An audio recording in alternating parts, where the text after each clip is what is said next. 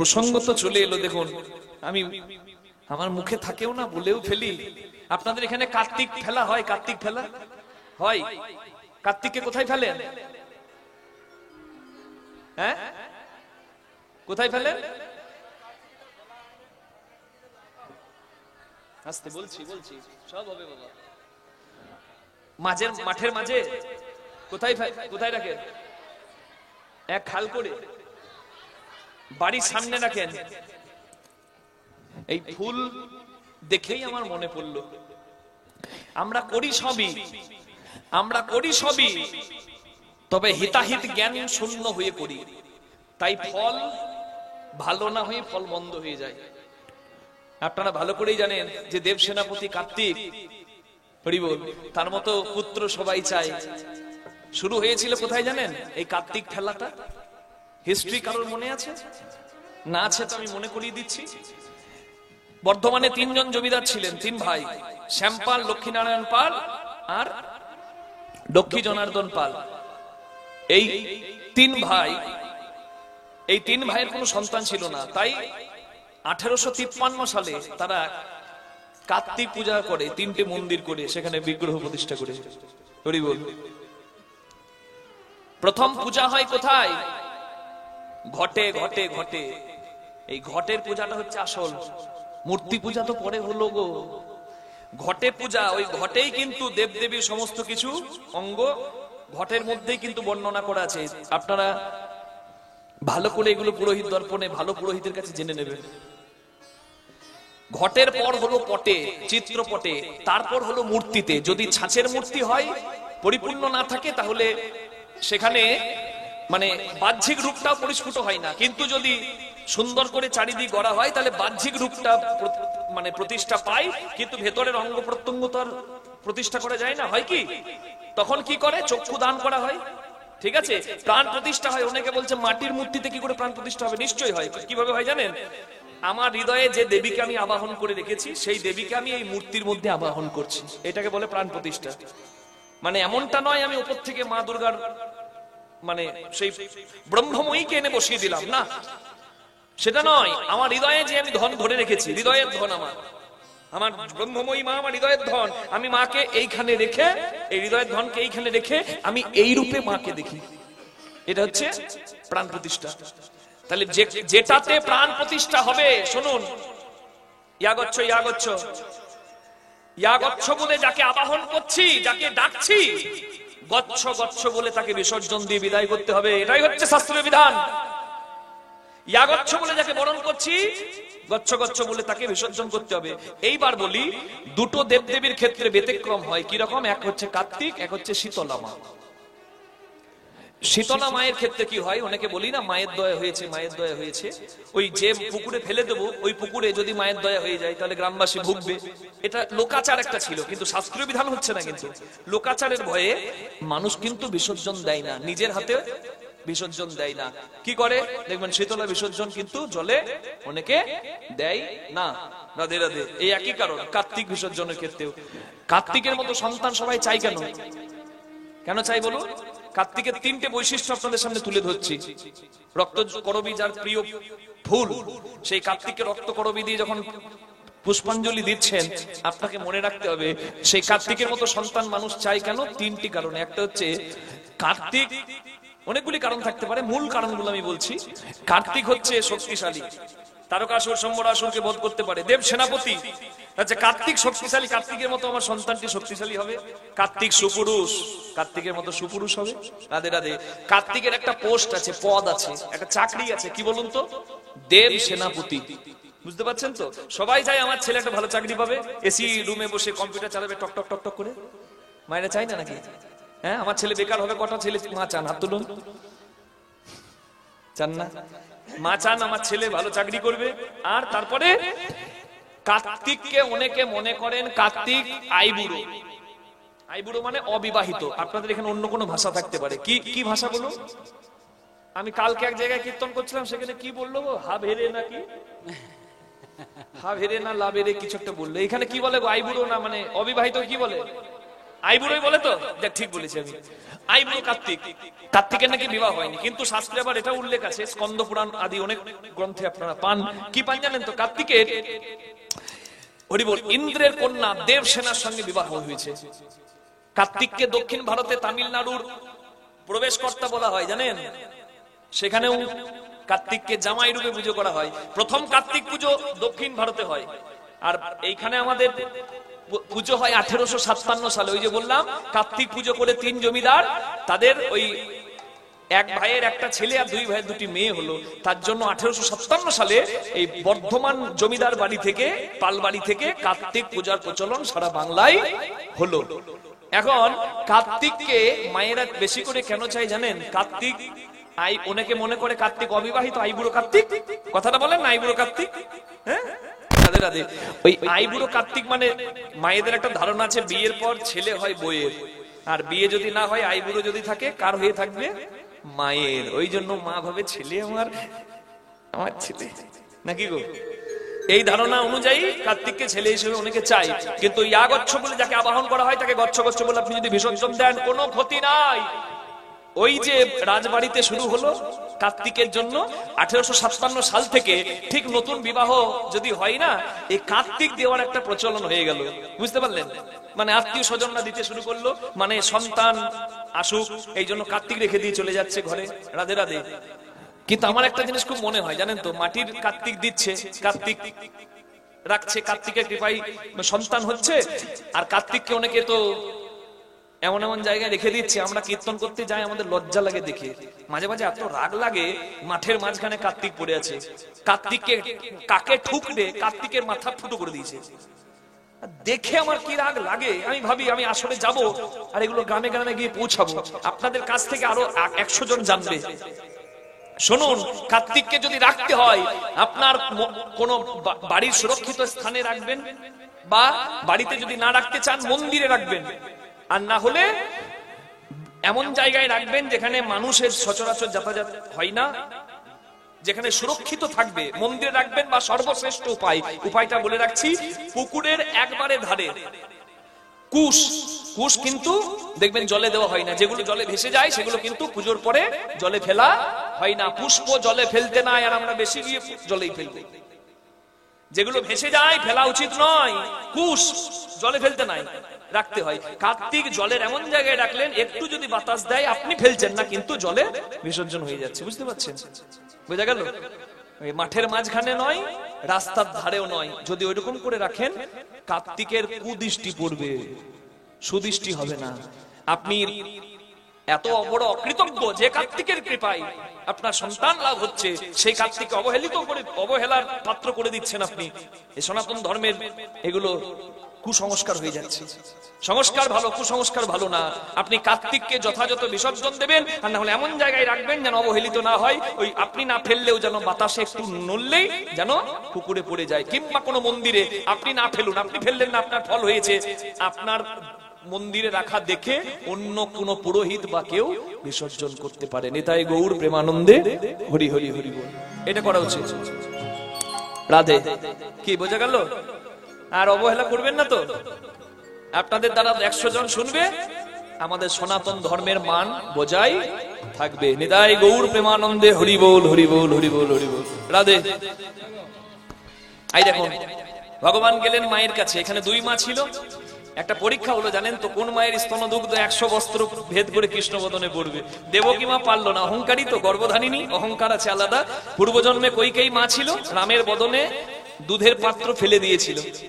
কৌশল্যা মায়ের চোখে জল পড়েছিল। রাম বলেছিল তুমি গর্ভধারিণী নও, তুমি আমার গর্ভধারিণীকে কাঁদালে, পরের জন্মে তুমি আমার গর্ভধারিণী হবে মা কৈকেয়ী, আমি তোমার পুত্র কৃষ্ণ হব, তবে তোমার স্তনদুগ্ধ আমি পান করব না। তাই হেরে গেল দেবকী, মাতৃত্বের পরীক্ষা। আর যশোদা পূর্ব জন্মে ধরাসতী হয়ে নিজের স্তন কেটে বিক্রি করে নারায়ণের সেবা দিয়েছিল বলে আজকে গোপাল পেল, আর ভক্তগণ উলুধ্বনি দিল। করে উলুধ্বনি, করে উলুধ্বনি, যত প্রচুর মনি করে উলুধ্বনি, যত প্রচুর মনি উলুধ্বনি। পিতৃকুল, মাতৃকুল, সখা সখী, গোপ গোপী সবাই কৃষ্ণ পেল। রাধারানী সখীগণ সঙ্গে হেরে শ্রীমতী কিশোরী, সখীগণ সঙ্গে হেরে শ্রীমতী কিশোরী, হেরে ললিতে ত্রিভঙ্গ মাতা মোহন বংশীধারী, ললিত ত্রিভঙ্গ বাঁকা মোহন বংশীধারী, শ্যামের বামে দাঁড়াইল রসের মঞ্জুরি, শ্যামের বামে দাঁড়াইল রসের মঞ্জুরি, জ্ঞানদাস মাগি রাঙা চরণ মাধুরী, জ্ঞানদাস মাগে রাঙা চরণ মাধুরী, একবার হেরোরে নয়ন, হ্যারোরে নয়ন, মধুর রসের মিলন, হেরোরে নয়ন। মধুর রসের মিলন, হ্যারোরে নয়ন। রাধে রাধে। আমি এতগুলো কথা বললাম শুধুমাত্র আপনাদেরকে বোঝানোর জন্য। পুষ্প যেখানে সেখানে ফেলে দেবেন, পায়ে লাগবে মা, এগুলো আমাদেরও মঙ্গল হবে না। আপনারা প্রভুর চরণে দেবেন, আপনি তুলসী চরণে দেবেন, আপনি মন্দিরের কাছে দেবেন, পায়ে পদদলিত করবেন না। নিতাই গৌর প্রেমানন্দে হরি বল হরি বল হরি বল। তাহলে প্রভাস নামটা কেন এসেছে এটা জানলেই বুঝতে পেরে যাবেন যজ্ঞটা ভগবানের হচ্ছে কোথায়। সমুদ্রাং পশ্চিমাং গত্র সরস্বতী সঙ্গমম আরাধৌত দেবী কান্তে বাকুস্বতী। হিরণ্য, কপিলা আর সরস্বতী, সরস্বতী অন্তঃসত্ত্বা, চোখে দেখা যায় না, হরি বল। এই তিনটে নদী সমুদ্রে মিশেছে। কোন সমুদ্র? আমাদের দীঘা পুরী নয়, এই দিকের নয়, বঙ্গোপসাগর নয়, উল্টো দিকে ভারতের, মানে পশ্চিমে আরব সাগরে, গুজরাটে। গুজরাটে হিরণ্য, কপিলা, সরস্বতী নদী, এই তিন নদীর সঙ্গম স্থল, যেখানকার জলে হরি বল স্নান করে চাঁদের ক্ষয়রোগ দূর হয়েছিল। কিভাবে হয়েছিল জানেন তো? চাঁদ গুরু বৃহস্পতির স্ত্রীর রূপে মুগ্ধ হয়েছিল। কামদেবের এমন ক্রিয়া দেবতাকেও ছাড়ে না। কিন্তু বলুন, হরি ভজন করে সংসারী মানুষ সেই কাম জয় করে, তাহলে ভজন কত সুন্দর। হ্যাঁ, দেবতারাও কামের বানে জর্জরিত। দেবগুরু বৃহস্পতির স্ত্রী তারা রূপে মুগ্ধ হয়েছে। চন্দ্রদেব অভিশাপ পেলেন চন্দ্রদেব গুরুর কাছে, যে তোর রূপের এত গরব, হ্যাঁ, যা তোর রূপ আর থাকবে না, প্রতিদিন এক কোলা করে ক্ষয় হবি, আর অমাবস্যা হয়ে তোর মৃত্যু হবে। পূর্ণিমা অমাবস্যা কেন হয়? সায়েন্টিফিক রিজনস আছে, কিন্তু আজকে আমরা শাস্ত্রের বচন শুনছি। তাহলে চাঁদের ক্ষয় রোগ হলো গুরুর অভিশাপে, এক কোলা করে প্রতিদিন ক্ষয় হয়। চাঁদ ক্ষয় ক্ষয় হতে হতে চাঁদের স্ত্রীগণ ভাবছেন স্বামী যদি মারা যায় আমরাও তো বিধবা হব। তাই চাঁদের স্ত্রীগণ, যার কেউ নাই একজন আছে, তার নামটা জানেন তো? হ্যাঁ, আশুতোষ, অল্পতেই খুশি হয়ে যায়। হ্যাঁ, নামটা তার মহাদেব। চাঁদের স্ত্রীগণ গেলেন, ভোলে বাবা কি জয়, ভোলে শঙ্কর কি জয়, ভোলে বাবা কি জয়, ভোলে শঙ্কর কি জয়, ভোলে বাবা কি জয়, ভোলে শঙ্কর কি জয়, भोले बाबा की जय, भोले शंकर की जय, त्रिपुरारी की जय, तारनहारी की जय, त्रिपुरारी की जय, तारनहारी की जय, शंकर भोले भंडारी, हो प्रभु जल जल के ऋतिकारी, महादेव की, भोले भंडारी, प्रभु जन जन के ऋतिकारी, शंकर भोले भंडारी, तुम जल जल के ऋतिकारी। गंगा की धार जटाओं में, माथे पे चंद्र कलाओं में, गंगा की धार जटाओं में, माथे की चंद्र कलाओं में, गंगा की धार जटाओं में, माथे की चंद्र कलाओं में, माला सर्पों की डाली, माला सर्पों की डाली, तुम जन जन के ऋतकारी। शंकर भोले बोलो भोलेनाथ की, तुम जल जल के ऋतिकारी, शंकर भोले नमः शिवाय शान्ताय कारणत्र हेतवे, निवेदयामि सात्मानं त्वं गति परमेश्वरो, धाये नित्यं महेशं रजत गिरिनिभं चारु चन्द्रावतंसं, रत्नाकल्पोचलङ्गं परशु मृग भरा भीति हस्तं व्रजन्यं, तद्वासिनं समन्तति स्तूतममनगणैरघ्रकीर्तिं वशालं, विस्मारक विश्वबीजं निखिल भयहरं पंचवक्त्रं त्रिनेत्रं। बोलो महादेव की जय। प्रेम से बोलুন মহাদেব কি जय। ভালো করে হচ্ছে না, প্রেম से बोलুন মহাদেব কি। আর বলবেন কি? জয় নয়, বলুন আর বলবো না, আর বলবো না। রোডে কত বাম্পার, বাবার কত টেম্পার, আর বলবো না। বাবার মাথা ঘুরছে, রোডে তাই উঠছে। হ্যাঁ, হরি বল। এগুলো জল ঢালতে গিয়ে যারা বলেন, বলাগুলো বন্ধ করুন। রাধে রাধে। হ্যাঁ, বলাগুলো বন্ধ করুন। আপনারা যেমন ভাবে দিলেন জয়টা, ঠিক ওইভাবেই দেবে। রাধে রাধে। ঠিক তো মা? বড় বড় বাম্পার, বাবার কত টেম্পার, রোডে কত বালি, বাবার কত শালি, এসবগুলো শুনি আর আমার গাপিত্তি চলে যায়। তাই সব আসরে গিয়ে ওদের হাতে হাড়ি ভাগি। কোন শাস্ত্রে তো বলা নাই, তবু অভদ্র আচরণ, যেটি অন্য ধর্মের কাছে হাসি হয়ে দাঁড়ায়। শিবের ভক্ত হন, প্রেম সে শিব নাম করুন, ভক্তির সঙ্গে করুন, মহাদেব খুশ প্রসন্ন হবেন। শিবের এত কৃপা, 27 জন এসে কাঁদছে ঘন্টা ঢাকা নিয়ে। তারা আবার যে কেউ নয়, তারা আবার শিবের খুব কাছের, তারা হচ্ছে শিবের শালিকা। মানে জানেন তো বাংলাতে, মানে একবারে সোজা কথায় বলছে শালি। আচ্ছা বলুন, একটা দুটো নয় গো, 27টা শালি যদি কাঁদে, শালি যদি কাঁদতে শুরু করে, জামাই বাবু আর ঠিক থাকতে পারবে? শিব তো সবই জানে, তত্ত্ব সম্রাট, তার আবার অজানা? সে বলে আমি সব জানি, কি হয়েছে? তোমরা যখন কাঁদছো, দাও চাঁদকে আমার জটার উপরে দাও। চাঁদকে শিরে ধারণ করলেন। ঠিক সেই সুযোগে গুরু বৃহস্পতির কাছে চাঁদের স্ত্রীগণ স্বামীর জন্য স্তব করলেন। খুশি হলেন বৃহস্পতি, বলেন যাও মা, সোমতীর্থের জলে স্নান করো। সোমতীর্থের জলে স্নান করাও চন্দ্রদেবকে। চন্দ্রদেব যেমন করে জ্যোতি হারিয়েছে, স্নান করালে আবার জ্যোতি পাবে। রাধে রাধে। সেই সোমতীর্থের জল যত্ন করে এখনো রাখা আছে। যদি কারোর ইচ্ছা থাকে যাবেন, দর্শন করবেন। ভারতবর্ষের 12টি জ্যোতির্লিঙ্গের, মানে দ্বাদশ জ্যোতির্লিঙ্গের প্রথম জ্যোতির্লিঙ্গ গুজরাট সোমেশ্বর শিব মন্দির। সেই সোমনাথ শিব মন্দিরে যাবেন, তার 1 কিলোমিটারের 1.5 কিলোমিটারের মধ্যেই জল রাখা আছে, পূর্ণ কুম্ভের জল।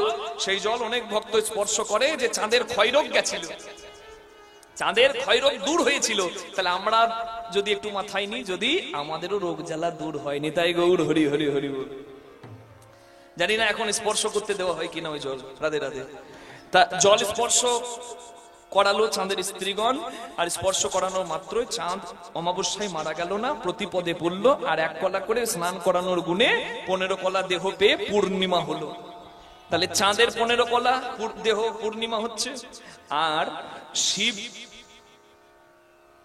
মাথায় রেখেছিল বলে কৃতজ্ঞতা জানাতে শিবের জটাতে একটা প্রতিরূপ চন্দ্র। আকাশে 15 রূপ, আর শিবের জটায় একটা প্রতিরূপ নিয়ে হলো 15 আর 1 16 কলা পূর্ণ। রাধে রাধে। আর স্নান করে চাঁদ জ্যোতি পেল, তাই নাম হলো প্রভা, মানে জ্যোতি যুক্ত আশ ফিরে পাওয়া, তাই প্রভাস তীর্থ। ভগবান কৃষ্ণ করছেন যজ্ঞ। নিতাই গৌর প্রেমানন্দে হরি হরি হরি বল। ভগবান কৃষ্ণ বললেন, যে আসবে যা চাইবে তাই দেব, না থাকলে ভিক্ষা করব। শুধু এ যুগে নয়, আগত কলি যুগেও যখন গৌরাঙ্গ হব, হরিনাম যজ্ঞ করব, ভক্তের দরজায় ভিক্ষা করব, আর হরিনাম যজ্ঞে যে আসবে সবার জীবন ধন্য করব। নিতাই গৌর হরি বল। মাথায় বাঁধবো নামা বলি, স্কন্ধে নেব ভিক্ষার ঝুলি। মাথায় বাঁধিব নামা বলি, স্কন্ধে নেব ভিক্ষার ঝুলি। জয় রাধে শ্রী রাধে বলে বেড়াইব দারে দারে। জয় রাধে শ্রী রাধে বলে বেড়াইব দারে দারে। আমি হরি হরি হরি হরি আমি হরি হরি হরি বলবো। নিজে কাঁদবো আর কাঁদাইব। হরি হরি হরি বলবো, কাঁদিব আর কাঁদাইব। হরি হরি হরি বলবো। ভগবানের যজ্ঞ হবে। কি যজ্ঞ? প্রভাস যজ্ঞ। ভগবান চিঠি লিখলেন, পত্র লিখলেন। নিমন্ত্রণ না করলে কেউ আসবে? হ্যাঁ, রাধে। তার চিঠি লেখা হয়ে গেল। গুরু বাড়িতে প্রথম পত্র, তারপর গণেশ আদি পঞ্চদেবতা, গণেশ, উমেশ, রমেশ, দীনেশ, মা মহামায়া। দেখবেন পুজো যখন হয়, লক্ষ্য করবেন এগুলো। প্রথমে আচমনে ওং বিষ্ণু নাকি গো, বা নম বিষ্ণু, তারপরে পঞ্চদেব দেবীর পূজা হয়। গণেশ, উমেশ, রমেশ, দীনেশ আর মহামায়া। তারপর যে কোনো পুজো শুরু হয়। তাহলে গুরু বাড়ি, পঞ্চদেব দেবদেবী, তারপর দেব দেবী, অপ্সরা, গন্ধর্ব, কিন্নর, বিদ্যাধরী, সমতলবাসী যত নৃপতি, তাদের পূজা, অষ্টনাগ, কেউ বাদ রইল না। ভগবানের যজ্ঞে ভগবানের বন্ধু শত্রু সবাই আসবে। পত্র লেখা হলো। এবার পত্রটা ঠিক হয়েছে কিনা দাদা বলরামকে দেখাচ্ছে কৃষ্ণ দাদার কাছে, গুরুজনের কাছে অনুমতি নিতে হয় ভালো কাজ করতে গেলে। দাদা বলছে ভাই সব জায়গায় পত্র লিখেছিস, খুব ভালো করেছিস, কিন্তু বৃন্দাবনে পত্র কই রে, বৃন্দাবনে পত কইরে, ভুলে গেলি ভাই মাতা পিতা, বৃন্দাবনের পত কইরে। বৃন্দাবনে যদি মা কাঁদে বাবা কাঁদে, যোগ্য তোর ভালো হবে? মা বাবার চোখে জল ফেলিয়ে কোনো ভালো কাজ হয় কি গো বলুন না? হয় না। বলরামের কত সুন্দর শিক্ষা। দাদা বলরামের কথা শুনে কৃষ্ণ বলছে দাদা আপন জায়গায় চিঠি লিখতে নাই, আর আমি যদি চিঠিও লিখি, আমি এত কাঁদিয়েছি আমার বৃন্দাবনে মা বাবাকে, আমি কি ভাষায় ক্ষমা চাইবো সেই ভাষায় আমি পেলাম না দাদা, সে ভাষা খুঁজে পেলাম না দাদা, আমি কি ভাষা চাইবো ক্ষমা, লেখার ভাষা খুঁজে পেলাম না দাদা। রাধে, একটু মনিটরের সাউন্ডটা বাড়াবেন এটা। তা কৃষ্ণ ভগবান হরি বল, রাধে, ঠান্ডা বেড়েছে চারিদিকে নাকি, নাকি আমরা ফ্যানের জন্য বেশি হাওয়া পাচ্ছি? ঠান্ডা নেই তো, ওইদিকে গরম আছে। ঠান্ডা না হয় বাড়ে নাই, সবই ঠিক আছে, রাত তো বাড়ছে। আমাকে কমিটির বাবারা প্রত্যেকবারে আমাকে লেখাবে ডায়েরিতে, লিখে দিন। আমি বলি কটায় লিখবো? গানের শুরু বলছে 7:30 থেকে 8টা, আর নামাই আমাকে প্রত্যেকবার 9:30। কটা বাজলো গো? গরমকাল হয় ভোর 3টে পর্যন্ত ক্ষতি নাই, আর এই শিশির পড়ছে ঠান্ডাতে, কি জ্বালা বলুন দেখি মানুষের, তাই নয় কি? খুব কষ্ট হচ্ছে বলুন মা? না বলছে হয়নি, এটাই তো শুনতে চাইছিলাম। কোনো চিন্তা নাই, 3 ঘন্টা পেরিয়ে গেছে, আর বেশিক্ষণ আপনাদের সময় নষ্ট করব না। এবার আস্তে আস্তে মিলনের দিকে যাব। কি আমি বলেছিলাম, যারা সাক্ষী থাকবেন তারা কিছু পাবেন, আর যারা মাঝপথে পালিয়ে যাবেন সাক্ষী না দিয়ে, তাদের পাওনা নাই। রাধে রাধে। তাহলে আপনারা এতক্ষণ ভক্তি ভরে আছেন, আপনারা নিশ্চয়ই পাবেন। কি পাবেন? এই দেখুন, ভগবানের যজ্ঞের নিমন্ত্রণ পত্র সব জায়গায় নিয়ে যাবে কে? নারদ মুনি। নারদের নিমন্ত্রণ। হ্যাঁ, রামের বচন শুনি হাসি কহে চিন্তামণি, চিন্তামণি নিমন্ত্রণের ভার কে মালবে, কে মালবে, তা শুনি মোহন কহে কিবা চিন্তা করো সবে, দেবর শিরে ভার দেহ এবে, ভার দেহ এবে। নারদ মুনি সব জায়গায় নিমন্ত্রণ পত্র দিলেন, আর সবাই আনন্দিত মনে ভগবানের যজ্ঞস্থলিতে পৌঁছে গেলেন। বিশ্বকর্মা যজ্ঞপুরী নির্মাণ করেছেন, শান্ত দাস্য সখ্য বাৎসল্য মধুর সব রসের ভক্তরাই জায়গা পাবে। রাধে রাধে রাধে। ভগবানের দরজায় দারোয়ান আছে, ভক্তরা যাচ্ছে, কেউ প্রবেশ করছে, কেউ আবার ভিড়ে একটু অপেক্ষা করছে, আর নারদ মুনি সব জায়গায় পত্র দিয়ে বৃন্দাবনে এসেছেন। হ্যাঁ, ও বাবে ঢেকি রে, হ্যাঁ, ও বাবে ঢেকি রে, দিলে লাগবে না, অনলি রিভাব। ও বাপে ঢেকি রে, চলে না মোরা বৃন্দাবনে যাই, ও বাবে ঢেকি রে, হরি হরি হরি বল, চলে না মোরা বৃন্দাবনে যায়, ও বাবে ঢেকি রে।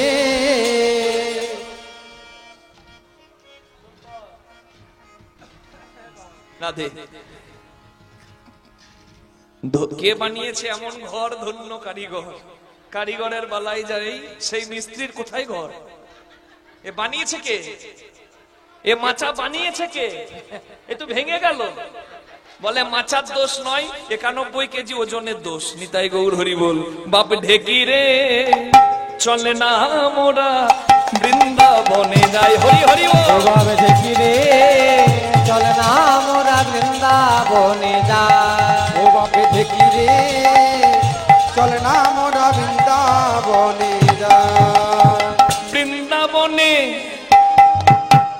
বৃন্দাবনে বৃন্দাবনে বৃন্দাবনে ওই বৃন্দাবনে গিয়ে পত্র সবারে দেখায় ওই না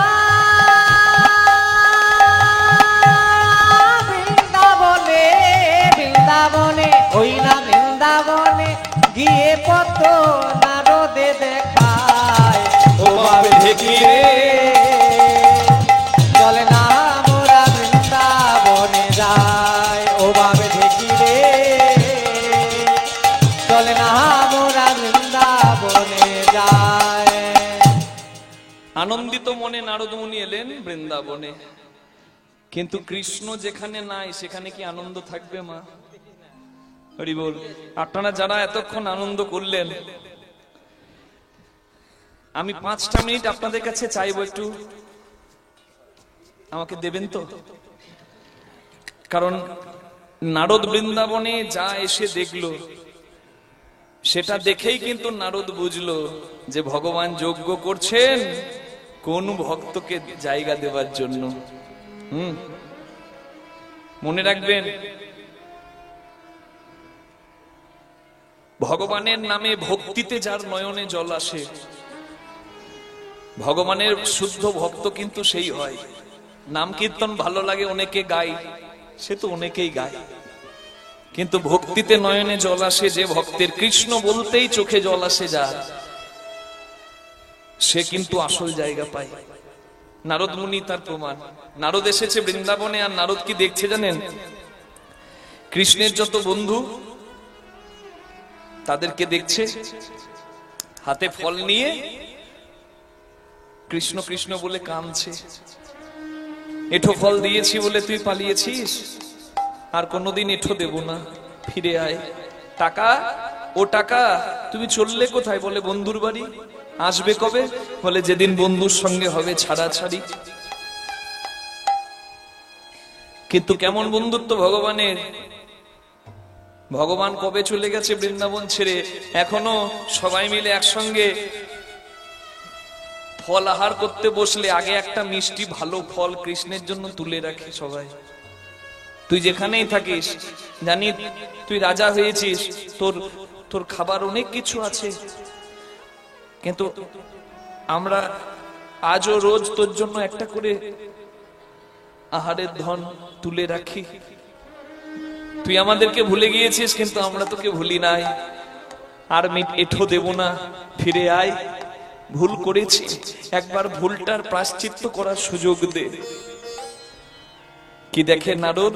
দেখে শ্রীরাম সখা পটিতে আঁকা শ্যামের মূরতি হেরে। দেখে শ্রীরাম সখা পটিতে আঁকা শ্যামের মূরতি করে। পাকা পাকা ফল হাতে লইয়া বলে কানাই খারে খারে।